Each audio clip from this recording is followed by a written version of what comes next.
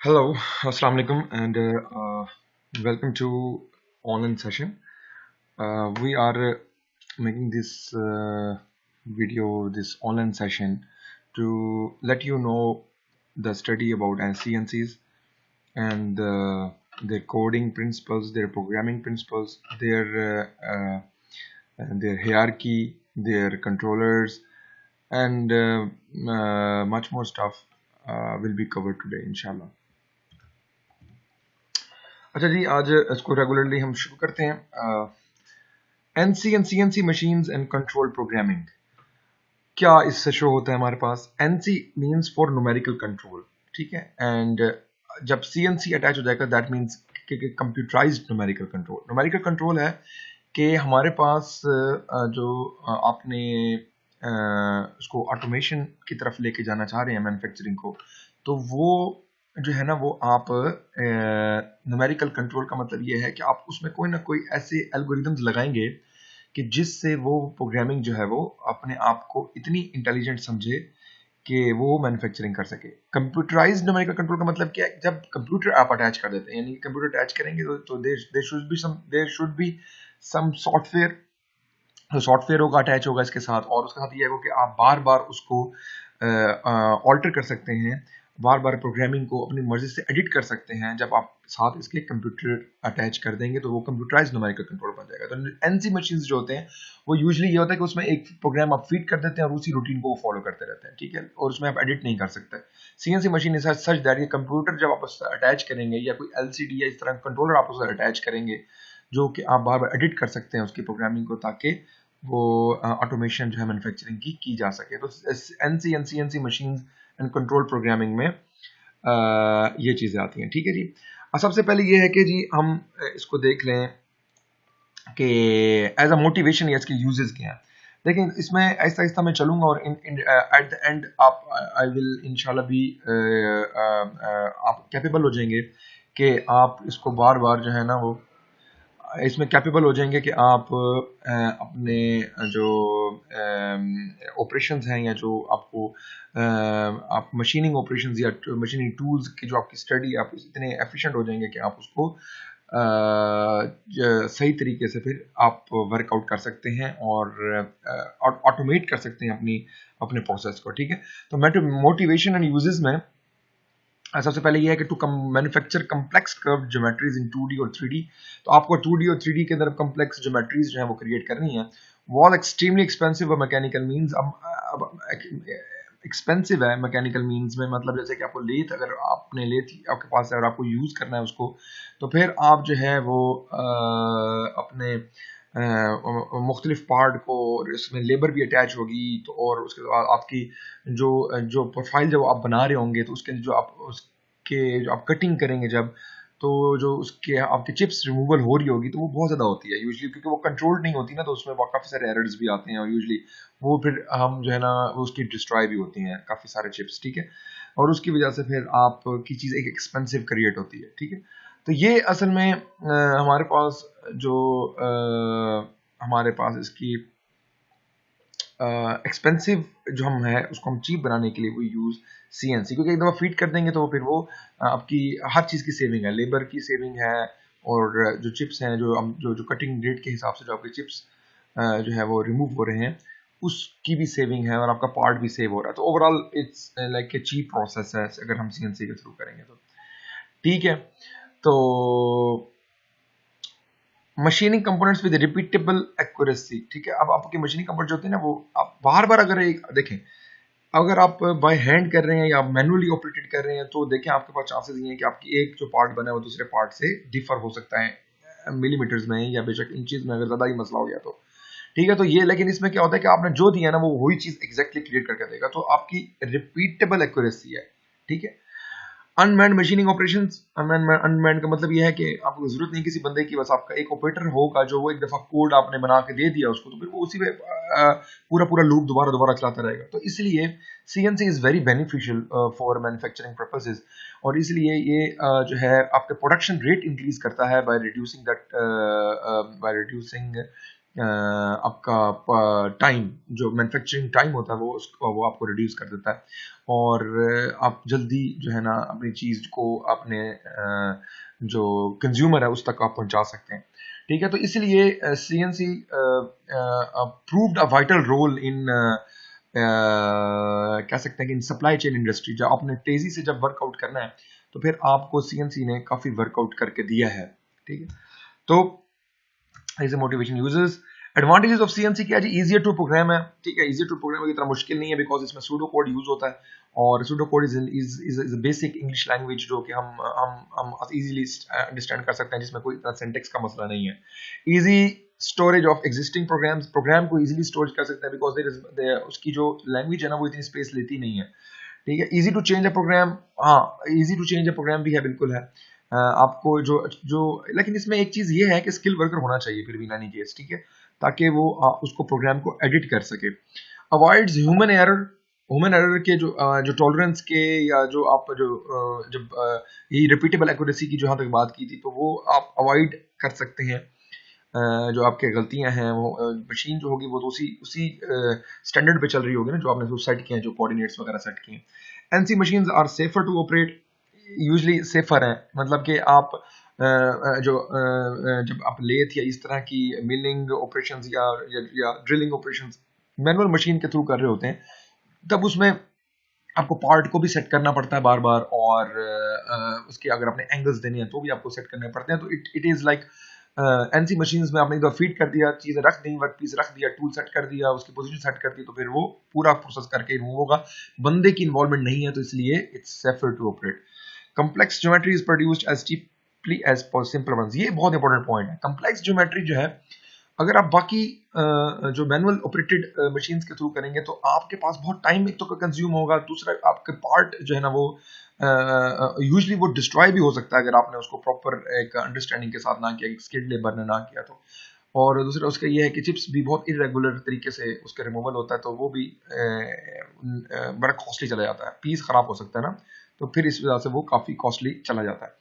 ठीक है, तो कम्प्लेक्स ज्योमेट्री अगर आपने बनानी है, बहुत सारे एंगल्स देने हैं एक पार्ट को, और हमने कुछ इस तरह आपने देखा होगा कि एक बाइक की क्रैंक केस बॉडी होती है ना, तो उसमें काफी सारे, उसमें आपने देखा होगा कि टर्न्स दिए हुए होते हैं, फिर उसके बाद उसके एंगल्स होते हैं, सर्कुलर मोशंस दे के उसको एक पूरा कर्वेचर देना पड़ता है काफी सारी जगहों पे, जब कहीं काफी जगहों पे फिलेट्स देने पड़ते हैं, तो चैम्फरिंग करनी पड़ती है। मतलब ये सारी चीजें जो हैं, ये अगर इस तरह की बहुत सारी चीजें इन्वॉल्व होंगी तो फिर कम्प्लेक्स ऑपरेशंस हो जाते हैं। तो आपके लिए ये चीप एक वे है in order to manufacture a part. Usually generates closer tolerances than manual. Exactly, tolerances जो है वो आपके इतना ज्यादा फर्क नहीं आएगा, आपकी एफिशिएंसी बहुत अच्छी होगी। पहली चीज, इनपुट आउटपुट का रिलेशनशिप जो है, जैसे आप चाह रहे होंगे वैसे ही आपको एग्जैक्टली वैसा मिलेगा। हल्की फुल्की टॉलरेंस जो होगी वो बहुत लाइक प्लस माइनस 0.00 या इस तरह के three significant figures up to 0 तक आपका जो है ना वो बेटर एक्यूरेसी है। आपकी टॉलरेंसेस को काफी हद तक उसने ऑक्यूपाई किया हुआ है। ठीक है, तो ये एडवांटेजेस हो गए। कन्वेंशनल मशीन है ये, तो वर्टिकल मशीन आप लोगों ने देखी होगी, वर्टिकल मिलिंग मशीन। उसके बाद एक कन्वेंशनल मिलिंग मशीन, ये भी आप लोगों ने देखी होगी। तो ये दिखाने का मकसद ये है कि इस तरह की मशीन्स जो हैं, और वो एक ही सीएनसी के अंदर उन्होंने एम्बेड कर दी विद प्रोग्राम्स और ऑटोमेट कर दिया उसको। ठीक, ये जो हॉरिजॉन्टल मिलिंग मशीन आर्किटेक्चर है। तो अच्छा जी, यहाँ से कहानी हमारी शुरू होती है एनसी मशीन्स की। अच्छा, तो अब ये देखिए जी, एक ये ब्लॉक डायग्राम है, इसमें हम एक सिंपल फिनोमेना देखने की कोशिश करते हैं। Motion control is done by servo controlled Motors. ठीक है, सर्वो कंट्रोल्स लगी है, सर्वो मोटर्स लगी होती हैं, स्टेपर्स मोटर लगी होती हैं, दोनों के अलावा ये डीसी मोटर का सवाल ही पैदा नहीं होता। या तो सर्वो लगी होगी या फिर स्टेपर लगी होगी। ठीक है, स्टेपर जो होती है वो is very good for the accuracy, because वो स्टेप्स में चलती है, तो उसमें टॉलरेंस को बहुत हद तक उसने कवर कर लेती है। सर्वो कंट्रोल मोटर की खूबसूरती क्या है कि ये एक फीडबैक के साथ चल रही होती है, यानी कि ये आपको करंट पोजीशन भी देगी जिस वक्त आपका कोई टूल या आपका वर्क पीस जो है वो किसी एक जगह पे लोकेट हुआ हुआ है। ठीक है, तो आपको वो सारे पोजीशंस जो है ना वो कंटिन्यूअस मॉनिटर करने हैं। तो इसलिए मोटर जो भी अटैच होती है ना उसके साथ आप एक ऑप्टिकल इनकोडर्स लगा देते हैं, जो कि आपको एग्जैक्ट पोजीशन बता रहा होता है कि इस वक्त मेरा जो है ना वो कहाँ पे लाइक कर रहा है, कि फीडबैक दे रहा होता है। ठीक है, तो ये एक है कंट्रोलर जो है, सर्वो कंट्रोलर, इसने अटैच किया हुआ है, यहाँ से एसी मोटर लगी हुई है, और उसके बाद यहाँ से इनकोडर्स होना बहुत जरूरी है। अदरवाइज वो इसको देखेगा नहीं पोजीशन को। और ये इसने एक स्क्रू लीड स्क्रू मैकेनिज्म रखा हुआ है जो टेबल को आगे पीछे ऊपर नीचे करने के लिए। अब तो खैर काफ़ी एडवांस्ड हो गए हैं, अब तो यूजली आपके ये सारा प्रोसेस जो होता है ना वो सिलेंडर्स जो है single acting double acting cylinders हैं वो भी कर रहे होते हैं। बहरहाल डिपेंड करता है कि जो मैन्युफैक्चरिंग की जो पॉइंट है, मैन्युफैक्चर जो जो जो जो कंपनी कर रही है वो क्या चीज़ें यूटिलाइज करती है। ठीक है, टाइप्स ऑफ सीएनसी मशीन क्या जी, बहुत इंपॉर्टेंट है। Based on motion types, point to point और continuous path. Based on control loops, open होगा या फिर क्लोज होगा। Based on power supply, electric होगा, हाइड्रोलिक होगा या न्यूमेटिक होगा। ठीक है, based on positioning system, incremental और एब्सोल्यूट। ये सारे के सारे चारों के चारों सिस्टम जो हैं ये सीएनसी मशीन्स के अंदर इम्बेड किए जाते हैं और ये देखना पड़ता है कि ये जो मशीन है ये किन किन चीज़ों को कवर कर रही है। ठीक है, वैसे यूजली पॉइंट टू पॉइंट और कंटिन्यूअस पाथ, अब कंटिन्यूअस पाथ ही अडॉप्ट किया जाता है। पॉइंट टू पॉइंट जो होता है ना वो अब इतना होता है कुछ ऑपरेशंस के लिए, लेकिन ये है कि अब कंटिन्यूअस पाथ ही मोस्टली चल रहा होता है। मैं अभी इसको समझाता हूँ कैसे है। ये ओपन लूप क्लोज लूप का तो पता होगा, ये आप कंट्रोल सिस्टम में पढ़ चुके हैं। इलेक्ट्रिक और हाइड्रोलिक और न्यूमेटिक को कैसे देखते हैं, इसको हम इस तरह देखते हैं कि मैंने आपको जो वॉल्व्स पढ़ाए थे उसमें या तो इलेक्ट्रिक ऑपरेटेड होगा, सोलिनॉइड होगा, हाइड्रोलिक या न्यूमेटिक होगा तो हमारे पास वो एयर पायलटेड होते हैं। ठीक है, तो ये हमारे पास इसकी पावर सप्लाई की है। और इसके बाद है बेस्ड ऑन पोजिशनिंग सिस्टम। ये दो चीजें मैं आपको बताता हूँ, एक बेस्ड ऑन पोजिशनिंग सिस्टम और बेस्ड ऑन मोशन टाइप। अच्छा, पॉइंट टू पॉइंट अब क्या होता है? पॉइंट टू पॉइंट की एग्जांपल ऐसे है कि आप यूं समझ लें कि आप ने जो है आपका वर्क पीस पड़ा हुआ है और आप की जो आपका जो टूल है, जो आपका टूल पोस्ट कह लें, जो आपका जहाँ पे आपका चक में टूल एडजस्ट हुआ हुआ है, वो टूल जाएगा और वो डायरेक्टली उस पोजीशन के ऊपर जाएगा जो आपकी रिक्वायर्ड पोजीशन। डायरेक्टली मतलब कोई पाथ फॉलो नहीं करना, उसने डिस्प्लेसमेंट कवर करना है और उसके ऊपर पहुंच जाएगा। तो इसको कहते हैं पॉइंट टू पॉइंट। इसकी एग्जांपल ये होती है जैसे ड्रिल मशीन जो होती है ना वो पॉइंट टू पॉइंट कहलाती है, एक पॉइंट दूसरे पॉइंट तक जाएगी। तो वो ड्रिल मशीन जो है वो अपने शॉर्टेस्ट पाथ लेके जाएगी। कॉन्टिन्यूस पाथ क्या होता है? कॉन्टिन्यूस पाथ जो होता है ना वो यूजली 2D के अंदर होता है। ठीक है, और इसको 3D के अंदर भी अब अज्यूम करते हैं। 2D में कैसे होता है मैं आपको इसको दिखाता हूं, अगर आप मेरे साथ हैं तो मैं आपको इसमें दिखाता हूं ताकि आपको इसकी पिक्चर के थ्रू कंफर्म हो जाए कि ये एक्चुअली है क्या। देखें जी, ये है जी पॉइंट टू पॉइंट। ये देखें, ये पॉइंट था, एक ये पॉइंट था, यहां से वो चलना स्टार्ट हुआ, इसकी ये टूल स्टार्टिंग पोजीशन थी, ये यहां से यहां गया, उसके बाद फिर यहां से यहां गया और फिर ये मूव करता हुआ, ये डिस्प्लेसमेंट्स कवर करता हुआ यहां पे आएगा। तो this is point to point. और ये जो कंटिन्यूअस है, कंटिन्यूअस में क्या होगा, ये फर्ज करेंगे एक वर्क पीस है तो ये इसकी प्रोफाइल यानी कि इसके पैरामीटर, ये जो इसका पैरामीटर है ना वो इसको फॉलो करेगा। जहां पे वर्क पीस का पैरामीटर होगा इसको फॉलो करेगा, यहां से यूं जाएगा, फिर यहां से यूं जाएगा, फिर यहां से यूं जाएगा, यहां से यूं जाएगा। इसको कहते हैं कंटोरिंग। कंटोरिंग कहते हैं, कंटोरिंग का वर्ड यूज 2D या 3D में होता है। ठीक है, अदरवाइज वो 1D का कंसेप्ट नहीं है। 2D में क्या होगा, ये अलोंग द पैरामीटर मूव करेगा। ठीक है, और इसमें यूजली ये भी होता है कि आपका टूल भी मूव कर रहा होता है और आपका वर्क पीस भी मूव कर रहा होता है, ये दोनों पोजीशंस होती हैं। इसमें आपका work piece most of the cases still ही होता है। ठीक है, तो आप क्या करते हैं, इसको पॉइंट टू पॉइंट मूव करते हैं डिस्प्लेसमेंट्स कवर करते हुए। कॉन्टिन्यूस में क्या होता है कि आपने पैरामीटर जहां पे वर्क पीस है ना उसके पैरामीटर के अलोंग चलना है। ठीक है, और इसको कहते हैं कंटोरिंग। ठीक है, और ये जो है ना बहुत इंपॉर्टेंट है in order to understand the कि ये हमारे पास कौन सी मोशन टाइप है, ये बहुत जरूरी है। और ये आपको प्रोग्राम में देना पड़ता है कि भाई मैं इस तरह ले रहा हूँ या मैं पॉइंट टू पॉइंट ले रहा हूँ या मैं फिर मैं ये कंटोरिंग करके कंटिन्यूस पाथ ले रहा हूँ। ठीक है, तो कंटिन्यूस पाथ कंटोरिंग में जो आपका पॉइंट टू पॉइंट होगा ना उसमें आपके पास यूज समझ लें कि एक वर्क पीस अगर हॉरिजॉन्टली नीचे पड़ा हुआ टेबल के ऊपर तो वो उसके एग्जैक्टली उसके ऊपर खड़ा हुआ होगा। लेकिन जो आपका वर्क पीस पड़ा हुआ है उसमें आपका जो है ना वो साइडवेज कह लें या parallel to the work piece कह लें, जो उसकी बाउंड्री होगी ना parallel to the work piece, उस तरह इसके साथ जो है ना वो अटैच हुआ होगा और वो मूव करेगा along the parameter of the work piece. ठीक है, तो ये हमारे पास कंटिन्यूस पाथ 2D का। अब 3D अगर फर्ज करो, 3D में अगर आपने करना है, ठीक है, तो 3D के कैसे करेंगे, 3D काउंटरिंग कैसे होगी या टूल की एग्जैक्ट पोजीशन क्या होगी शुरू में स्टार्ट में, तो टूल की एग्जैक्ट पोजीशन होगी ऑफसेट पे। यानी कि वो हवा में ऑफसेट पे खड़ा हुआ होगा, ना वो parallel to the work piece होगा, ना वो exactly perpendicular to the work piece होगा, वो होगा ऑफसेट के ऊपर, ठीक है, बिकॉज वो उसने उसने 3 एक्सिस कवर करने हैं, तो 3 एक्सिस कवर करने के लिए उसको एक ऑफसेट पे खड़ा होना पड़ेगा, ठीक है। तो इसमें अगर रेक्टेंगुलर कोऑर्डिनेट्स की मैं बात करूं तो ये देखें एक वर्क पीस मेरे पर ये पड़ा हुआ है ना, तो ये एक्स वाई और जी उसने एक लिया हुआ है, देखें ये एक्स ले लिया, माइनस एक्स, ये पॉजिटिव एक्स, ये प्लस वाई और ये प्लस जी, ठीक है। ये कोऑर्डिनेट्स जो होते हैं ना, ये स्टैंडर्ड कोऑर्डिनेट से पहले से सेट होते हैं, ठीक है। तो अब वाई के अलोंग जो है वो प्लस बी लेता है, ये एक नोमेनक्लेचर है, तो और छोटा छोटा प्लस बी, और प्लस एक्स के अलोंग रोटेशन की बात कर रहा हूं तो वो प्लस ए लेगा, और अगर वो रोटेशन अलोंग पॉजिटिव जी है तो वो हमारे पास प्लस सी लेगा, तो ये इसकी रोटेशन हो जाती है, ठीक है। अब मैं आपको बात कर रहा था ना, जो परपेंडिकुलर होगा ना तो वो ऐसे ऊपर खड़ा हुआ होगा पॉइंट टू पॉइंट के लिए, और उसके लिए इधर खड़ा हुआ होगा इस पोजीशन पे parallel to the work piece, क्या आपके कंटिन्यूअस के लिए। 2D कवर हो गया। अब 3D के अगर होना तो ये जैसे एरो लगा हुआ है ना, तो इस तरह ऑफसेट करके टूल खड़ा हुआ होगा। टूल की पोजीशंस बेसिकली बता रहा हूँ, जिसने मूव करना है आपको आपकी आपकी कटिंग ऑपरेशंस या जो भी ऑपरेशन उसको ऊपर कराने के लिए, ठीक है। तो ये मैंने point to point continuous path का मेरे ख्याल आपको क्लियर हो गया होगा। बेस्ड ऑन पोजीशनिंग सिस्टम, ये भी वेरी मच इंपॉर्टेंट कि इंस्ट्रूमेंटल है, ये एब्सोल्यूट है। पोजीशन सिस्टम क्या होता है कि मैं आपको अगर एग्जांपल इसकी थोड़ी समझाऊं तो ये होगा कि ये ओरिजिन से शुरू करेगा, यानी कि आप फर्स्ट अगर आपका वर्क पीस ये पड़ा हुआ है ना, तो टूल जो होगा ना आपको ओरिजिन से शुरू करेगा और हर पोजीशन को ओरिजिन से लेगा, यानी कि फर्स्ट अगर आपने 1 तक पहुंचना है तो ये समझेगा कि इस पॉइंट का जो इधर से जो कोऑर्डिनेट बन रहा है वो क्या है, ठीक है। अगर इधर होगा तो ये देखेगा ओरिजिन से कि यहाँ पे क्या कोऑर्डिनेट है, तो वो इस जगह से अगर इस जगह पे मूव करता है या इस ओरिजिन से 0 0 पॉइंट से इधर मूव करता है या इस 0 0 पॉइंट से 3 पे मूव करता है, तो इसको कहते हैं this is incremental positioning system. यानी कि शुरू में टूल जो आपका इधर खड़ा होगा और उसने जज करना है अकॉर्डिंग टू 0 0 पोजीशन, ठीक है। एब्सोल्यूट क्या होता है? एब्सोल्यूट में ये होता है कि आप फर्ज करें आपका 0 से 1 तक पहुंच गया ना, तो उसने दोबारा 2 पे जाना है, तो वो इधर से दोबारा कोऑर्डिनेट चेक करेगा। पहले होता था कि वो 0 0 से चेक करता था, वो इंक्रीमेंटल होता था। अब वो इधर 1 पोजीशन से 2 पोजीशन पे चेक करेगा कि अब कितना मेरे पास स्पैन जो है वो है, ताकि मैं उसको एब्सोल्यूट मेजरमेंट के थ्रू 2 पे पहुंचूं, फिर एब्सोल्यूट मेजरमेंट के थ्रू 3 पे पहुंचूं।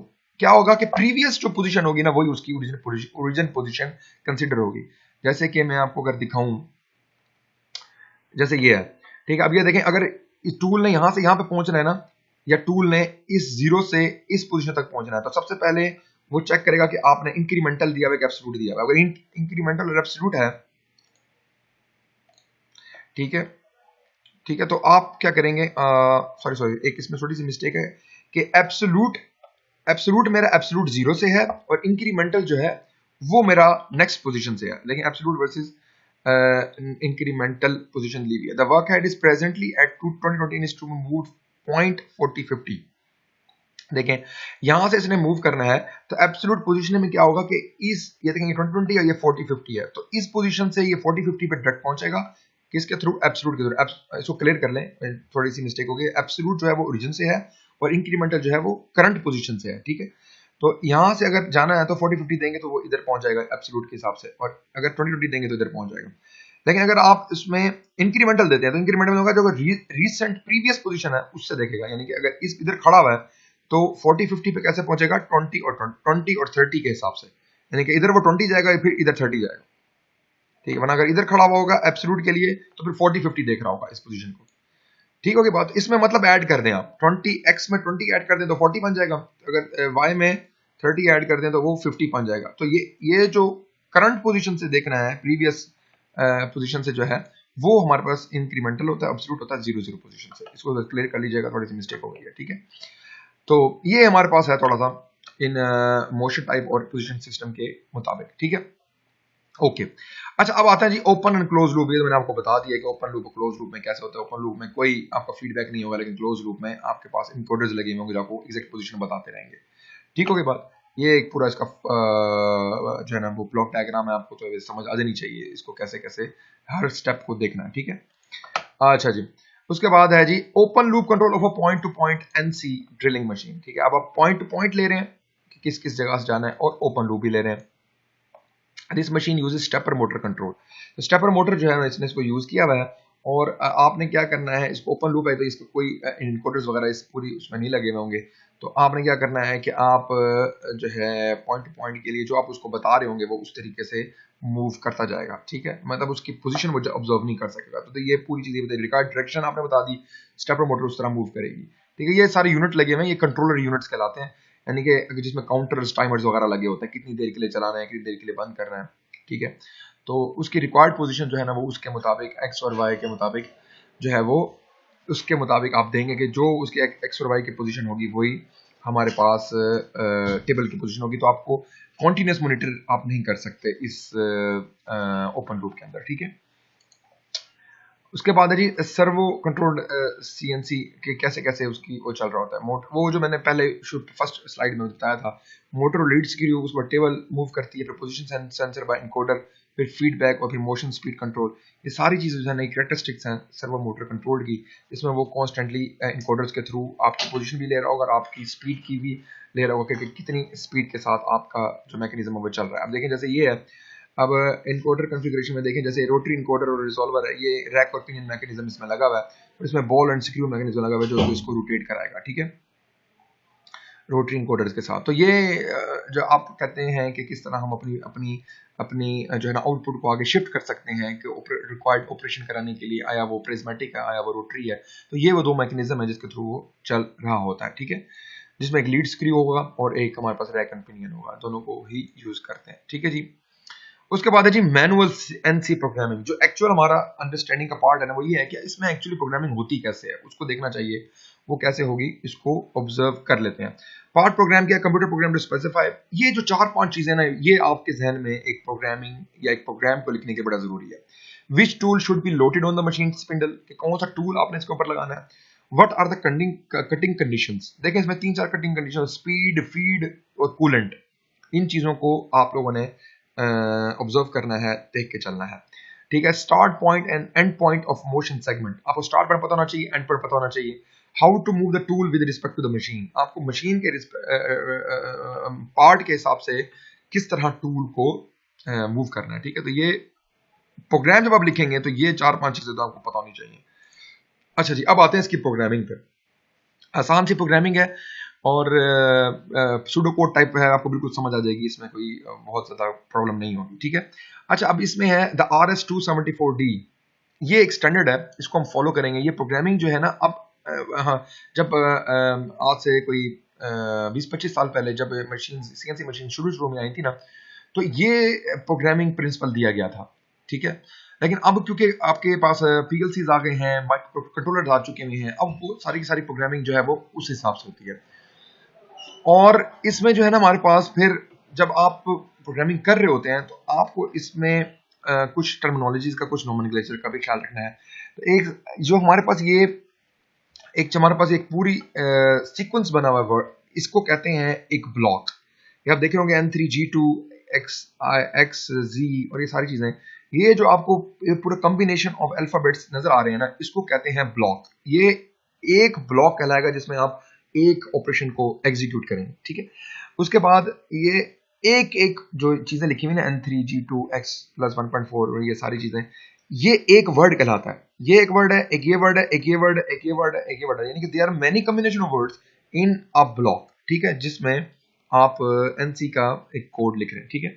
सबसे पहले जो एन के साथ जो चीज शो होगी ना उसको कहते हैं सीक्वेंस नंबर, ठीक है। सीक्वेंस नंबर होता है कि यानी कि आपने कौन सा ऑपरेशन नंबर करवाने लगे हैं, 1 कराने लगे, 2 कराने लगे, 3 कराने लगे, 4 कराने लगे, तो ये आप सबसे पहला जो आपका वर्ड होगा ना इसके अंदर आप लिखेंगे। उसके बाद आता है G2, ये जो 3 है ना वर्ड, ये 3 जो है ना इसका मतलब है कि ये थर्ड ब्लॉक है आपका। N3 का मतलब है 3, थर्ड का मतलब है N का मतलब है नंबर, और 3 का मतलब क्या है कि ब्लॉक नंबर थर्ड है, यानी कि इंस्ट्रक्शन नंबर थर्ड कह लें दूसरे लफ्जों में, ठीक है। ये पूरी की पूरी एक इंस्ट्रक्शन या ब्लॉक कहलाती है, ठीक है। अच्छा, इस एक के साथ एक टूल ने एक ऑपरेशन करना है, ये समझ लें आप, ठीक है। अच्छा, अब ये है कि G2, ये इसको कहते हैं प्रिपरेटरी फंक्शन। G को प्रिपरेटरी फंक्शन भी कहते हैं, या फिर इसको ज्योमेट्री भी कहते हैं, ज्योमेट्री ऑफ द टूल या geometry of the work piece, ठीक है। ये भी एक्सप्लेन करता है। ये G जो ये इसको कहते हैं जो N-G-X-Y, ये सारे हैं अल्फाबेटिक, और इसके साथ जो अटैच हुए हैं ये है न्यूमेरिक, तो इसको कहते हैं अल्फा न्यूमेरिक कोड, ठीक है। ये पूरे को अल्फा न्यूमेरिक को कोड कहलाता है, ठीक है। तो अभी मैं आपको इसकी बताता हूँ एक एक अलग अलग, लेकिन अभी सिर्फ देख लें कि ये एक वर्ड जो है ना वो क्या शो करता है। ये प्रिपरेटरी फंक्शन जो होता है ना ये बताता है एक्चुअली कि आपने कौन सी स्कीम लेनी है, आपने कौन सी जो है ना मतलब आपने इंक्रीमेंटल लेना है या आपने एब्सोल्यूट लेना है, या आपने जो है ना वो लीनियर इंटरपोलेशन लेनी है, या आपने सर्कुलर इंटरपोलेशन लेनी है। हाँ, ये भी इंपॉर्टेंट टर्म है, मैं आपको समझाता हूँ अभी what is linear interpolation, what is circular interpolation. ये इसको जरा 2 मिनट के लिए होल्ड कर लें, ठीक है। उसके बाद destination coordinates X Y and Z, जिस जगह पे आपने जाना होगा उसका कोऑर्डिनेट्स दे देंगे एक्स और साथ 1.4 लिख देंगे, प्लस नहीं लिखते एक्स 1.4 या एक्स 1.4 या जेड 1.4, प्लस प्लस इसमें से रिमूव कर देते हैं, ठीक है। तो ये हमारे पास इस तरह इसकी ये आपने जो 3 बताएंगे ना एक्स वाई जी, ये इसके डेस्टिनेशन कोऑर्डिनेट्स होंगे, ठीक है जी। उसके बाद आई जे एंड के, ये होता है कि distant to centre of the circle, यानी कि जिस पॉइंट पर आप पहुंच गए ना, अब उस जगह से सेंटर ऑफ द सर्कल, यानी कि अगर ड्रिल है तो उसका एग्जैक्टली सेंटर पॉइंट पे आपने पहुंचना है सर्कल के। ये तो आपका जो एक्स वाई जी पॉइंट होगा ना, ये तो आपका होगा जो आपने उस, अगर फर्ज करें आपका ड्रिल है तो होल के जो आसपास उसका पॉइंट होगा ये वो होगा, ठीक है। डिस्ट और उसके बाद सेंटर ऑफ द सर्कल तक जो पॉइंट होगा आपको अपने टूल सेंटर में जाके खड़ा करना होता है एक सर्कल के, अगर तो ड्रिल हो रहा है तो, ठीक है। तो वो होगा ये आई जे के से। वैसे यूजली अब आई जे के यूज नहीं करते, वो इसी को ही सेंटर तक ले जाते हैं, सेंटर ऑफ द सर्कल तक ले जाते हैं, ये भी पॉसिबल है, यानी कि एक्स वाई जी ही ऐसा दें हम जो सेंटर ऑफ सर्कल पे चला जाए। उसके बाद है एफ, ठीक है। एफ जो है वो फीड रेट को बताता है, फीड रेट क्या है। उसके बाद है टी, ये होता है स्पिंडल स्पीड, ठीक है। सॉरी, एस जो है ना, एस बताता है स्पिंडल स्पीड, और टी बताता है कि टूल कौन सा है। टी 4 का मतलब यह है कि टूल फोर्थ पोजीशन पे जो है वो टूल कौन सा है, ठीक है। वो यानी कि फोर्थ जो चक है ना, जिस तरह इसमें तो टरेट आपका जो चक होता है ना, इसमें मल्टीपल आपके टूल्स लगे हुए होते हैं, तो जो 4 टूल होगा वो उसका हमारे पास उसको इलस्ट्रेट करता है, ठीक है। उसके बाद है एम हमारे पास, तो वो हमारे पास मिसलीनियस फंक्शंस है, या मोशन भी कह सकते हैं आपके, जो मोशंस हमारे पास होते हैं उसको हम डिनोट करते हैं, ठीक है जी। तो ये हमारे पास जो है ना ये कुछ इसकी इंस्ट्रक्शंस आ गई हैं, ठीक है। मिसलीनियस फंक्शन जो है ना वो इसका मिसलीनियस फंक्शन होता है, या इसको मोशन भी कहते हैं, ठीक है। मोशन यानी कि अब टूल की मोशन कैसे होगी वो इस मिसलीनियस फंक्शन से देखा जाता है। ये प्रिपरेटरी फंक्शन, ये मिसलीनियस फंक्शन, ये बहुत इंपॉर्टेंट है क्योंकि ये ज्योमेट्री ज्यादातर बताता है और ये इसकी स्टाइल बताता है कि आपने कैसे कटिंग करनी है, और ये एम बताते हैं उसकी मोशन। तो ये 2 और ये 4 ये सारे अपेंडिक्स में आपको दिखाता हूँ इसका क्या मतलब है, ठीक है। अच्छा जी, इससे पहले मैं आपको ये दिखा दूं कि व्हाट इज लीनियर इंटरपोलेशन और व्हाट इज जो है ना वो हमारे पास लीनियर इंटरपोलेशन और इंटरपोलेशन के मेथड्स जो हैं उसके अंदर हमें ये 2 चीजें देखनी पड़ेंगी, एक लीनियर इंटरपोलेशन और एक सर्कुलर इंटरपोलेशन, ये दोनों इंपॉर्टेंट है। फिर हेलिकल वगैरह जो है ना वो बाद में हम इसको देख लेंगे, ठीक है। लीनियर में क्या होता है कि ये आपके पास ये जो ऊपर वाली लाइन है ना, दिस इज एक्चुअल कर्व, ठीक है। और ये जो नीचे है ना ये इसकी टॉलरेंस है। इस टॉलरेंस को ऑब्जर्व करते हुए आपकी ये जो मूवमेंट अंदर वाली इन दोनों लाइंस के अंदर वाली चल रही है ना, ये आपकी टूल की पोजीशन है, ठीक है। तो आपकी टूल ऐसे पूरा सर्कल नहीं अडॉप्ट कर सकता, ठीक है। तो वो क्या करते हैं, हम इसको लीनियर इंटरपोलेट करते हैं। लीनियर इंटरपोलेट का मतलब क्या है कि एक बेस्ट फिट लाइन होती है जो कि इस कर्वेचर को फॉलो करती है। अगर आपने न्यूमेरिकल मेथड्स पढ़ा हुआ है तो उसमें हमने लीनियर लीस्ट स्क्वायर रिग्रेशन वगैरह पढ़ते हैं, जो हम इसमें इंटरपोलेशन के मेथड्स पढ़ते हैं वो यही होता है कि आप क्या करते हैं कि कुछ पॉइंट्स के बीच में एक बेस्ट फिट लाइन बनाते हैं जिसको टूल इजीली फॉलो कर सकता है। तो ये जो है ना इसकी बेस्ट पोजीशन है, ये अंदर जो चल रही है ना स्ट्रेट लाइंस, ये इसकी बेस्ट पोजीशन, इसको कहते हैं लीनियर इंटरपोलेशन, ठीक है। अच्छा जी, तो लेकिन ये जो तीनों डायग्राम्स है ना, ये इसमें क्या करता है कि वो लीनियर इंटरपोलेशन को जो मुख्तलिफ टॉलरेंस के हिसाब से बताता है। यानी कि आप फर्ज करें जैसे ये पहले उसने ऊपर जो था एक्चुअल कर्व था, अब ये नीचे वाला एक्चुअल कर्व है और ऊपर उसकी टॉलरेंस है, तो ये भी लीनियर इंटरपोलेशन है। अब ये देखें इसमें दोनों जगहों पर टॉलरेंस ली हुई है, किसके आर पार एक्चुअल जो उसकी कर्व होगी, जहां से जो जो जो उसकी वर्क पीस की मूवमेंट है या टूल की मूवमेंट है, वो वाली जो लाइन है उसके आसपास जो टॉलरेंस आप बनाएंगे, ये डॉटेड लाइन होती है ना, ये एक इमेजिनरी लाइन होती है जो एक मैन्युफैक्चरर होता है या जो वो एक अंदाजा लगाता है कि ये इसके इर्द गिर्द होगा, ठीक है। और उसके जो बीच में आप लगाएंगे ना वो आपकी लीनियर इंटरपोलेशन होगी। तो ये टॉलरेंस की मुख्तलिफ स्टाइल्स हैं, टॉलरेंस देने के मुख्तलिफ हैं। एक दफा दे दें below the curve actual curve, और एक एक्चुअल कर्व के ऊपर दे दें, या फिर आप दोनों के बीच में जो है ना लीनियर इंटरपोलेट करते हैं, स्ट्रेट लाइन बना देंगे। ये है जी आपके पास लीनियर इंटरपोलेशन, ठीक है। सर्कुलर इंटरपोलेशन उसने जो है ना वो इसके अंदर ऐसा नहीं दिखाई। लेकिन सर्कुलर इंटरपोलेशन क्या होती है? सर्कुलर इंटरपोलेशन में क्या होता है कि ये तो लाइन वाइज है ना, ये ऐसे लाइन वाइज चल रही होती है। सर्कुलर इंटरपोलेशन में क्या होता है कि हम बहुत स्मॉल स्मॉल लाइन सेगमेंट इस तरह लेते हैं कि वो एक सर्कल बन रहा होता है। ठीक है, यानी कि अगर स्पेस में आपके बहुत सारे पॉइंट्स हों, मैं ये कहता हूँ ये भी मेरे इधर बहुत सारे पॉइंट्स अगर मैं बना दूं, तो उस उन और बहुत इरेगुलर हो, हैप्पैज़ार्ड हो, ये तो देखें ना एक प्रोफाइल है ना, ये तो एक प्रोफाइल है, लेकिन अब बहुत ज्यादा हैप्पैज़ार्ड हो तो उसमें फिर अब ये जो लीनियर इंटरपोलेशन होती है ना, ये जो स्ट्रेट लाइंस की होती है, ये फिर भी एग्जैक्ट आपका पाथ नहीं बता सकती। तो फिर आप क्या करते हैं, आप एक सर्कुलर लेते जाते हैं, जिस तरह कर्वेचर होता है ना, उस तरह आप सर्कल लेते जाते हैं। जैसे कि अगर मैं ये जैसे कंटोर्स हम बना रहे थे, मैंने आपको कंटोर्स दिखाए थे ना अभी, जैसे कि ये कंटोर्स बन रहे थे, तो ये जो चीज है ना, ये वाली चीज, ये सर्कुलर इंटरपोलेशन है। ये जो है, ये स्ट्रेट लाइंस जो है, ये लीनियर इंटरपोलेशन के हैं। तो सर्कुलर इंटरपोलेशन होगा जो वो उसके करीब करीब जो होगा, वो सर्कुलर पाथ जो देता है बेसिकली, उसको हम सर्कुलर इंटरपोलेशन कहते हैं। तो ये भी एक अप्रोक्सीमेशन होती है, एक हम स्ट्रेट दे सकते हैं और एक हम सर्कुलर में दे सकते हैं। ठीक है, एग्जैक्ट तो हम एग्जैक्ट जो उसको पाथ चाहिए वो तो हम उसको फॉलो नहीं करते, लेकिन हम उसके बहुत करीब करते हैं, मतलब एमएम्स कह लें, इसमें होगा। ठीक है, तो इसलिए टॉलरेंस थोड़ी बहुत तो आती है, लेकिन फिर भी बहुत हद तक कंट्रोल्ड होती है। तो ये दो चीजें जो होती हैं, ये अप्रोक्सीमेशन टेक्निक्स जो हैं वो यूज की जाती हैं आपके किसके अंदर, आपकी सीएनसी के अंदर। ठीक है, अब आपको आई एम होपफुल कि आपको समझ आ गई होगी इन चीजों के बारे में। ठीक है, अच्छा, अब ये जो है ना हमारे पास पूरा ब्लॉक है, ये मेरे पास वर्ड्स हैं। अब वर्ड्स जो है ना, ये 3, 2, 1.4, ये तो तीन खैर लोकेशंस हैं। बाकी जो ये 2 है, ये 2 है, इसके मैं आपको अपेंडिक्स दिखाता हूँ। अपेंडिक्स जो होती है ना, वो जी और एम की अपेंडिक्स होता है बकायदा। उसमें आपको बताते हैं कि 3 से क्या शो होता है, अगर मैं G2 लिखूंगा तो उससे क्या शो होता है, M2 लिखूंगा तो उससे क्या शो होता है। ठीक है, तो मैं आपको इसके थोड़े से जो है वो बता देता हूँ। ये जो अल्फा न्यूमेरिक हैं, वो मेरे पास M, P, D, S, F, I, J, K, R, A, B, C, तो ये सारे कौन से हैं? ये सारे जो है ना वो हमारे पास अल्फाबेटिक वर्ड्स हैं। ये जैसे ये हैं, तो इसके मतलब जो है वो भी इधर अपेंडिक्स में हमारे पास बताया गया। ये देखें, N से क्या बनता है, सीक्वेंस नंबर। ठीक है, G से, ये एक दफा जरा इसको रीड आउट कर लीजिएगा तो आपको समझ आ जाएगा। होपफुल के हमने इसको थोड़ा स्पेसिफिक कर दिया, आपको समझ आ जानी चाहिए। ये जो है, ये अल्फाबेटिक्स हैं जो इसमें के बना, देखें। ठीक है, ओके जी। अब ये है हमारे पास जी कोड्स, जी वर्ड्स जो कि प्रिपरेटरी वर्ड्स हैं। ये जो है मेरे पास इसके अंदर ये आपको अब समझ आएगी कि ये कैसे है। ये 2 लिखा हुआ है, तो हमारे पास ये देखें, ये हमारे पास ये होगा G02। ठीक है, तो ये हमारे पास G00 है, G01 है, G02 है, G03 है, G04 है, G10 है, G17 है, G20 है, G21, G28। ये सारे जो हैं आप देखेंगे इसके अंदर, जैसे G01 है, इसका मतलब लीनियर इंटरपोलेशन मूवमेंट। अब G01 दिया हुआ होगा तो लीनियर इंटरपोलेशन है, G02 लिखा होगा तो सर्कुलर इंटरपोलेशन है, और G4 है तो ये ड्वेल टाइम है, G10 है तो ये मुख्तलिफ इसमें आपके पास स्टाइल्स हैं कि आपने एक जो टूल है उसको कैसे सेट करना है अपनी ज्योमेट्री के मुताबिक। ठीक है, तो ये भी आप एक दो गो थ्रू कर लीजिएगा।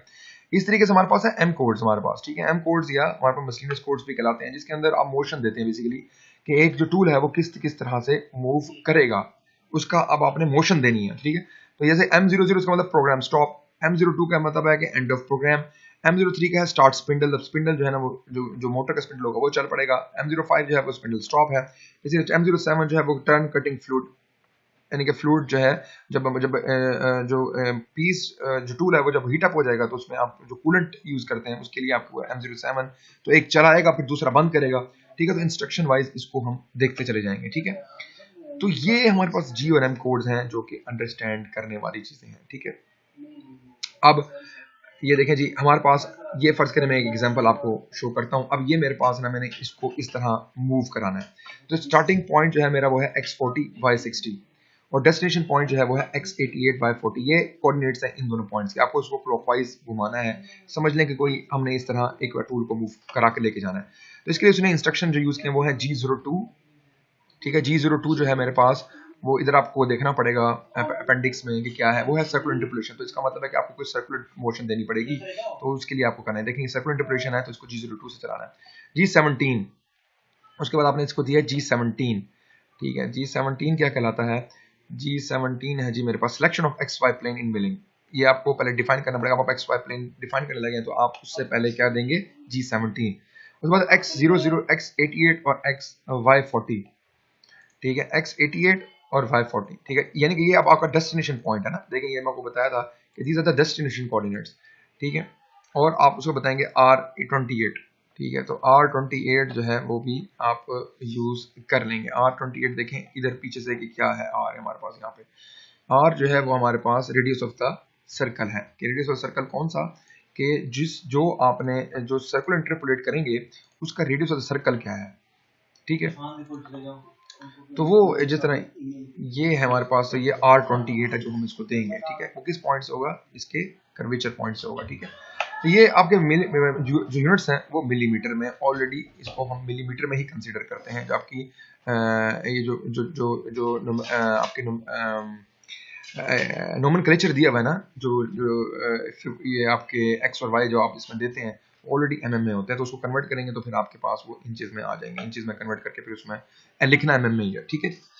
इस तरीके से देखें ये है हमारे पास कि ये अब जब आप इसको सर्कल जिस जगह से घूम अपने जैसे स्ट्रेट करना है तो उसको लीनियर इंटरपोलेट करेंगे, जहां से सर्कल आ रहा है तो वहां पे हम उसको सर्कुलेट इंटरपोलेट करेंगे, ठीक है। तो ये हमारे पास कुछ है, हमारे पास इंस्ट्रक्शंस। आई होप कि आपको कुछ हद तक क्लियर हो गई होंगी, ठीक है। अच्छा यहाँ से देखें ये मैनुअल पार्ट की एग्जांपल है और कि ये पूरा प्रोफाइल मैंने बनानी है। ये मेरा P1 है, ये P2 है, ये P3 है, P4 है, P5 है। अब इस तरह मूव करना है तो देखें आपको क्या करना पड़ेगा, ये मोशन ऑफ द टूल है, देखें P01 P1 P2 P3 P4 और ये सारा मूव करते हुए यहाँ तक P5 और दोबारा वापस आना है इसमें। तो इसके लिए क्या कहता है कि अब मुख्तलिफ ये पूरी प्रोफाइल है तो इसके लिए आपको मैनी ब्लॉक्स यूज करने पड़ेंगे इंस्ट्रक्शंस के, और उसमें मुख्तलिफ वर्ड्स भी आप यूज करेंगे, ठीक है। देखिए सबसे पहले set of the program parameters, ये अब स्टेप्स है, आपने कैसे स्टेप्स करने हैं, ठीक है। सबसे पहले N10 G70 ये प्रोग्रामिंग इन इंचेस, ठीक है, और उसके बाद G90 फिर G94 G97 और M4, ठीक है। ये आपको क्या करना पड़ेगा, एब्सोल्यूट, अगर आप एब्सोल्यूट इनकोडर्स यूज कर रहे हैं तो इस पर या सबसे पहले आपको उसकी इनिशियल फेज, इनिशियल जो पॉइंट है वो सेट करने पड़ेंगे। इनिशियली आपको बताना पड़ेगा कि वो मैं कौन सी चीज यूज कर रहा हूँ। तो G90 होता है एब्सोल्यूट इनकोडर्स के लिए, और इस तरीके से अब ये N01 है, ठीक है। N01 का मतलब है कि पहली इंस्ट्रक्शन कोड में जो है ना वो लिखने लगा हूँ, और उसके बाद है M04 स्पिंडल क्लॉकवाइज चलाने के लिए, काउंटर क्लॉकवाइज चलाने के लिए तो M04 कोड देना पड़ेगा, ठीक है। इसके स्पिंडल स्पीड इन RPM 97 हम इसमें जो है ना वो G97 को हम देख रहे हैं, ठीक है। तो ये हमारे पास उसके बाद सेकंड इंस्ट्रक्शन आ गई। अब machine move in XY plane, अब इधर मूव करेगा, ये है आपने मशीनिंग कंडीशन को सेट करना है। N2 में यूज फुल सर्कल इंटरपोलेशन, जहां पे फुल सर्कल इंटरपोलेशन है वहां पे फुल सर्कल इंटरपोलेशन यूज करेंगे। उसके बाद M08 कूलेंट ऑन करेंगे, टूल नंबर जो है आपका 1001 जो आपका है टूल नंबर। अभी टूल नंबर आप 1001 कैसे दे रहे हैं, ये भी इंपॉर्टेंट चीज है। टूल नंबर 1001 दे रहे हैं आप इसको बाइनरी में, ठीक है, जो भी इसकी बाइनरी होगी वो आपने इसको, वैसे यूजली उसको डेसिमल में खुद भी कन्वर्ट कर लेता है, डेसिमल टू बाइनरी कन्वर्जन हो जाती है, लेकिन समटाइम्स हम इसमें यहाँ पे ये 1001 जो है ये बाइनरी ऑब्जर्वेशन है, ठीक है। लेकिन आप इसको डेसिमल भी लिख देंगे तो कोई बात नहीं, 124 वगैरह, ठीक है। और उसके बाद S300 जो है स्पिंडल स्पीड आ जाएगी, कितनी हमने स्पिंडल स्पीड दे रहे हैं, और उसके बाद फीड रेट वगैरह इसमें सबसे आ जाएगा। तो देखिए इसमें एक पैटर्न है। सबसे पहले आपने इसको नंबर को सिलेक्ट करना है कि कितने नंबर ऑफ इंस्ट्रक्शन चल रही है, कौन सी नंबर वाली लाइन है। उसके बाद इसमें आ जाएगा कि कौन से आपने XY प्लेन में यूज करना है, G आप दे देंगे, लीनियर है या सर्कुलर है। उसके बाद आप फिर उसकी पोजीशन बता देंगे, कौन सी पोजीशन है ये इसमें अगले में बता देगा। उसके बाद फीड रेट बता देंगे, फीड रेट क्या स्पिंडल स्पीड बता देंगे। उसके बाद फिर उसको मोशन को फाइनली आप ऑन कर देंगे। तो ये सारी चीजें इंस्ट्रक्शन कोड है वो आपको पता होनी चाहिए। अब ये है हमारे पास टारगेट कोऑर्डिनेट्स। अब वो फाइनली क्या देगा कि आप मूव करना शुरू करेंगे। देखिए ये अब इसको मूव करना शुरू कर रहा है और इसकी प्रोफाइल बनाना शुरू करेगा। इसमें देखें जब इस पॉइंट पे ये पहुंचेगा ना, पॉइंट P3 से P4 तक, तो फिर ये इसको सर्कुलर इंटरपोलेट करेगा, ठीक है, ताकि वो मूव करे। अभी देखिए दिखा देता हूँ मैं, P1 से P2 में वो इसको लीनियर इंटरपोलेट कर रहा है, और P2 से P3 में भी सीधी लाइन है तो फिर वो भी लीनियर इंटरपोलेट कर रहा है।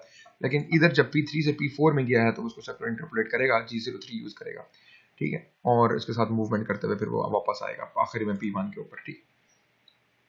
तो कहने का मतलब क्या है कि ये इसमें अब ये जो है ना इसके अंदर ये चीज देखने वाली है कि इसके अंदर वो क्या यूज कर रहा है, एज इंक्रीमेंटल है या एब्सोल्यूट है। तो वो इसमें देखें, इसमें एब्सोल्यूट उसने जो है ना वो शुरू में बता दिया है कि मैं इसमें एब्सोल्यूट जो है ना वो स्टाइल यूज करूंगा, एब्सोल्यूट मोशन स्टाइल जो 0 0 से स्टार्ट होता है, ठीक है। इंक्रीमेंटल तो प्रीवियस पोजीशन से होता है ना, तो इसमें उसने मेरे ख्याल एब्सोल्यूट शुरू में बता दिया था, देखें एब्सोल्यूट कोऑर्डिनेट्स उसने पहले बता दिए थे। तो ये एक एक स्लाइड जो है ना, ये एक पूरा ब्लॉक है इंस्ट्रक्शन का। तो वो जब आप पूरा कोड लिखेंगे ना, तो ये आप लाइन वाइज लिखते जाएंगे, ठीक है। यानी कि ये होगी पहले, उसके बाद दूसरी स्लाइड वाले इंस्ट्रक्शन आ जाएगी, फिर तीसरी आ जाएगी, फोर्थ आ जाएगी। इसने इंडिविजुअल करके दिखाया हुआ है, लेकिन आप जब पूरा कोड लिखेंगे तो आप इस तरह करके पूरी प्रोफाइल जब आप बनाएंगे तो आप इस तरह करके पूरा कोड लिखेंगे। ठीक हो गई बात। तो ये है चीज़ें, इसको अंडरस्टैंड करें, इसको समझें। तो मेरी कोशिश ये थी कि मैं वो कुछ हद तक करा जाऊँ, जितनी है हमारे पास टाइम लिमिट, उसमें मैं करा जाऊँ। अच्छा, ये देखें, ये है ऑटोमेटिक पार्ट प्रोग्रामिंग। अब ये जो है ना सॉफ्टवेयर है, अब इसके अंदर क्या होता है कि आप इसमें डाटा पुट करते हैं, आप इसमें बताते हैं कि मैं इंक्रीमेंटल दे रहा हूँ, एब्सोल्यूट दे रहा हूँ, जो उसके बाद लीनियर इंटरपोलेशन दे रहा हूँ, सर्कुलर इंटरपोलेशन दे रहा हूँ, तो उसको और कोऑर्डिनेट्स वगैरह जो आप दे रहे हैं, coolant on, coolant of, spindle की स्पीड कितनी है, उसके बाद फीड कितना है, और टूल कौन सा ले रहे हैं आप, टरेट वाला कौन सा टूल ले रहे हैं, ये सारी जो चीज़ें आप इसके अंदर फीड करते हैं, ये इंटरफेस होता है। ये सॉफ्टवेयर पर खुद जो है ना वो जनरेट कर देता है। ये बेसिकली HMI बना होता है, ह्यूमन मशीन इंटरफेस, जिसमें आप क्लिक करते जाते हैं और वो पूरा का पूरा कोड बैक एंड पे तैयार हो जाता है, और उसके मुताबिक पूरी मशीन जो है वो चलना शुरू हो जाती है। जो मैंने आपको कोडिंग सिखाई है, इसमें सिर्फ आप इसमें वैल्यूज एंटर करते हैं और उसमें वो उसको G और M कोड्स में कन्वर्ट करके फिर चला देता है, ठीक है। बहरहाल ये है हमारे पास थोड़ा सा इससे रिलेटेड जो है अपना CNC से रिलेटेड, होपफुली आपको कुछ समझ आ गई होगी। अच्छा, इसमें जो सॉफ्टवेयर यूज होता है ना, जो आप अभी सीख भी सकते हैं, वो है CNC सिमुलेटर। वो मतलब ट्रायल वर्जन भी आपको मिल जाएगा, और आपको जो है वो सीखने के लिए बहुत अच्छा है कि मतलब आपके सामने ये पूरा टूल जो है ना वो चलता हुआ नजर आएगा। जैसे ये है ना, ये देखें पूरा टूल ऐसे ऐसे इसके ऊपर पूरी प्रोफाइल बनाता हुआ नजर आएगा, ठीक है। तो ये इंपॉर्टेंट है कि आप इसको भी सीख लें। अगर आपको कभी जरूरत पड़े, ऐसे कभी घर में बैठ के करने लगे हैं, तो आप CNC सिमुलेटर के थ्रू भी इसको इस तरह की प्रोफाइल बना के चेक कर सकते हैं कि मेरा टूल जो है ना वो कैसे कैसे किस रोटेशन में, किस इंक्रीमेंटल एब्सोल्यूट में किस तरह जो है वो मूव करेगा, ठीक है। अभी खुल जो रहा था, तो मैं आपको दिखा देता हूँ कि CNC सिमुलेटर जो है वो किस तरह होता है। सॉफ्टवेयर जो है CNC सिमुलेटर, उसके थ्रू आप हल्की फुल्की प्रोग्रामिंग जो मैं आपको बताया ना, ब्लॉक्स जो आप बना रहे हैं, ये देखें CNC सिमुलेटर प्रो, ये जो है ना आप यूज़ कर सकते हैं, और इसके थ्रू जो है आप अपनी छोटी मोटी जो है ना हल्की फुल्की अपने घर में बैठ के भी मैन्युफैक्चरिंग समझ सकते हैं। सामने होती हुई नजर आती है इसमें बाकायदा, कि आप जिस तरह भी इसकी स्टाइल देंगे, इंक्रीमेंटल या एब्सोल्यूट या जो भी है, तो वो दिखाएगा आपको करता हुआ, ठीक है। तो ये डाउनलोड कर लीजिएगा, होपफुली ये भी आपको कुछ काफ़ी हद तक चीज़ें समझा जाएगा, ठीक है जी। अब आखिरी चीज़ जो है ना हम आज डिस्कस कर रहे हैं, वो मेरे ख्याल है कि टाइम बहुत हो गया हमारे पास इस लेक्चर का। ये है जी हमारे पास एग्जांपल 7a.1, ये भी एक एग्जांपल है, ये भी आप कर लीजिएगा, और इसके बाद एग्जांपल 7.7a.2 भी आप कर लीजिएगा। अच्छा, ये एग्जांपल्स हैं जी, बहुत अच्छी हैं आपकी लर्निंग के लिए। पॉइंट टू पॉइंट ड्रिलिंग की, यानी कि एक पॉइंट से दूसरे पॉइंट तक जो आपने जाना हो उसकी है, और दूसरी जो है ये है कंटिन्यूस जो आप कंटिन्यूस जो कटिंग वगैरह करते हैं, कंटिन्यूस ऑपरेशन जो करते हैं, उसके लिए कंटिन्यूस ऑपरेशन जो होता है, मैं आपको बताया था कि ये parallel to the work piece जो होता है ना, वो उसके पैरामीटर के पैरेलल चल रही होती है टूल की वर्किंग, ठीक है। और इसमें क्या होती है कि एग्जैक्टली परपेंडिकुलर होती है, टूल इसका परपेंडिकुलर होता है और पॉइंट टू पॉइंट मूव कर रहा होता है, पहले इधर आएगा, फिर इधर आएगा, फिर इधर आएगा, फिर इधर आएगा, फिर इधर आएगा, इस तरह करके ये चल रहा होता है, ठीक है। तो ये इसकी एग्जांपल है, और वो वाली उसकी एग्जांपल है। इसमें बहुत सारी चीजें दी हुई हैं, आपको सारी चीजें उसने बताई हुई है कि आपने जो वर्क पीस है वो इनिशियली किस पोजीशन पे होगा, उसने वो भी बताया हुआ है। देखेंगे इनिशियली बताया हुआ है कि किस पोजीशन पे है, और ये भी बताया हुआ है कि कितने रेवोल्यूशंस पर मिनट के हिसाब से आपने ड्रिल करना है, या फीड कितना देना है। ये एज इट इज आप जो है ना ये सारी वैल्यूज जो है वो अपने कोड के अंदर लिखते चले जाएंगे, ठीक है। अब देखें, जैसे ये है, ये पूरा कोड है। ये जो ऑपरेशन हमें कराना, जो उसने इस वर्ड में बताया हुआ है, उसने क्या कहा है, उसने कहा इस पॉइंट शुरू करें, और ये मुख्तलिफ जो प्लस प्लस वाले पॉइंट्स हैं, यहाँ पे आपने ड्रिलिंग करते हुए जाना है, ठीक है। तो ये उसने बताया हुआ है, उसने X, Y और Z पॉइंट्स बताए हुए हैं, और उस मुताबिक आप मूव करते जाएंगे। इसने कोऑर्डिनेट्स भी दिए हैं, ठीक है। तो आप इसको आप कोड की फॉर्मेशन में लिखेंगे कि किस तरह एक जो टूल होगा वो मूव करेगा। तो N01, G21, G90, G92, ये ओरिजिन ऑफ X से सबसे पहले आप बता देंगे। उसके बाद इसमें बता देंगे, ये लिखेंगे, इसमें X, Y बताएंगे, rapid move to the first location, फिर ड्रिल फर्स्ट होल करेंगे, फिर retract drill from the hole, यानी कि सबसे पहले वो ओरिजिन पे खड़ा हुआ होगा, उसके बाद वो मूव करेगा लोकेशन पे, उसके बाद वो ड्रिल करेगा, फिर ड्रिल करते हुए नीचे जाएगा, फिर ड्रिल करके वापस भी आएगा ना उसी पोजीशन पे जिस पोजीशन से उसने ड्रिल करना स्टार्ट किया था। उसके बाद फिर सेकंड पे जाएगा, फिर इस तरीके से जाएगा, फिर मैंने कि ड्रिल करेगा, फिर रिट्रैक्ट करेगा, फिर rapid move to the third hole location, फिर ये सारा करते हुए एंड पे वो अपने टारगेट पॉइंट के ऊपर पहुंच जाएगा। जो उसका टारगेट पॉइंट है, उसने बताया 160 उसका टारगेट पॉइंट है, ये प्रोफाइल ये उसने एक बताया कि पहले ये सारे ड्रिल करके फिर वो इस पॉइंट पर पहुंच जाएगा। तो ये सारे के सारे पॉइंट्स जो हैं ये आपके अंडरस्टैंड करने वाले हैं। अगर तो वो उसमें देख लें कि उसने क्या यूज़ किया है, उसने ये इंक्रीमेंटल यूज़ किया है, उसने एब्सोल्यूट यूज़ किया है, वो भी उसने इसके अंदर बताया हुआ होगा। वो सारी इन्फॉर्मेशन इसके अंदर होगी, तो आप उसके मुताबिक यहाँ पे कोड्स लिखते चले जाएंगे। ठीक है, ये कमेंट्स आप कोशिश किया करें, कमेंट सामने लिख दिया करें ताकि आपकी आसानी हो कि आप किस किस तरह इंस्ट्रक्शंस इसमें दे रहे हैं। ठीक है, तो एक जो लाइन है, ये जो पूरी एक लाइन है, ये ब्लॉक कहलाती है, इंस्ट्रक्शंस की लाइन कहलाती है, लेकिन उसको हम इस टेक्निकल जबान में ब्लॉक कहते हैं। और एक जो ये एक एक जो इसमें नजर आ रहे हैं आपको, ये सारे क्या है हमारे पास, ये वर्ड्स हैं। ठीक है, और इसके अंदर जो एन जी जी जी एक्स वाई जी, ये जो है ना ये सारे अल्फाबेट्स हैं। और ये 121 ये 1992 ये जो है ना इनके कॉम्बिनेशन के साथ ये बन जाते हैं अल्फा न्यूमेरिक। ठीक है, तो ये है जी इसकी लॉजिक सारी, और इस तरह आपने चलना है। ठीक है, तो ये आप अब इसमें ये एम हो गया, ये जो एफ हो गया, ये आपने उसमें जो अपेंडिक्स मैंने आपको बताया उसमें से देखना है। ड्रिल फर्स्ट होल्ड करेंगे, एम एम आपको देना पड़ेगा क्योंकि ये स्टार्ट करना पड़ता है ना, ये मोशन के लिए होता है, जो आप स्पिंडल को क्लॉकवाइज एंटी क्लॉकवाइज रोटेट कराते हैं और साथ कूलेंट भी ऑन करते हैं समटाइम्स। ठीक है, तो ये याद रखिएगा, जब आपका ऑपरेशन स्टार्ट होने लगेगा ना तो ही एम आएगा, वरना अदरवाइज एम नहीं आते। ठीक है, देखें जब इधर स्टार्ट करने लगेगा तो वही एम आएगा। ठीक है, तो ये आपकी जो चीजें हैं, और ये देखिएगा कि ये इधर मैंने एम क्यों नहीं लिखा, देखिए ना ड्रिल सेकंड होल, उसमें ये था कि स्पिंडल चल रहा है तो दोबारा एम देने की जरूरत नहीं थी। स्पिंडल एक दफा चला दिया ना तो उसको फिर रोका नहीं है उसने, बस वो ऊपर किया, उसने रिट्रैक्ट किया और उसके बाद फिर मूव करके नेक्स्ट पोजीशन पे चला गया। ठीक है, तो ये हमारे पास टू एक्सिस मिलिंग। अभी टू एक्सिस मिलिंग क्या है कि यहाँ से यहाँ पे जा रहा है, यहाँ से यहाँ पे जा रहा है, तो ये इसने इसके भी बताए हुए हैं कि rapid move to cutter path, engage part और स्टार्ट कटर ऑफसेट। अब ऑफसेट इसको थोड़ा सा देना पड़ेगा ना कि जी इस पॉइंट पे है, फिर इस पॉइंट पे, फिर इस पॉइंट पे है, ये सारे के सारे इसको, ये 2D है तो इसको 2D के हिसाब से उसको देना पड़ेगा। तो ये मिलिंग की है एग्जांपल, ये दोनों एग्जांपल जरा एक बार देख लीजिएगा, आपको आसानी समझ आ जाएगी। इसमें कोई एज सच जो है ना वो बहुत कोई मुश्किल चीज़ नहीं है। एक्स वाई दी हुई है और G M codes are codes जो आपके पीछे अपेंडिक्स में है ना सारे, उसको जरा थॉरोली पढ़ लीजिएगा, ये आपको हर चीज़ में आ जाएगी। ठीक है, अगर तो पेपर में कोई चीज़ आएगी तो ऑब्वियसली मैं जो है ना वो आपको ये जी कोड और एम कोड के जो टेबल्स हैं अपेंडिक्स के, वो आपको साथ प्रिंट करा के दूंगा। अदरवाइज जो है ना आप तो इतने सारे तो याद नहीं कर सकते, लेकिन आपको फिर भी मेजरली याद होने चाहिए, जैसे कि स्पिंडल मूव ऑन ऑफ किस किस तरह मूव करते हैं, लेकिन फिर भी मैं आपको साथ दे दूंगा ताकि आपको परेशानी ना हो या आपको याद मुश्किल से होंगे। ठीक है, तो लेकिन यह है कि ये एग्जांपल्स जो हैं ये ज़रा देख लीजिएगा ताकि आपको इसके मुताबिक चीज़ें जो हैं वो अंडरस्टैंड हो जाएं, कैसे प्रोफाइल मेकिंग होती है। I hope so. इतना ज़्यादा इफेक्टिव तो शायद ये लेक्चर नहीं होगा, लेकिन ये है कि आपको फिर भी ये समझ आ गई होगी कि कैसे हम एक स्केच तैयार हो गया होगा कि कैसे हम इसको CNC को ऑपरेट करते हैं। ठीक है, ओके जी, this is the concluding of CNC and hopefully इंशाल्लाह दोबारा कभी किसी क्लास में हम इंशाल्लाह मिलेंगे, तो इसको अच्छे तरीके से तैयार कर लीजिएगा जाके आपके पेपर जो है वो CNC का जो पार्ट है वो सॉल्व हो जाए। थैंक यू जी, ऑल फॉर नाउ।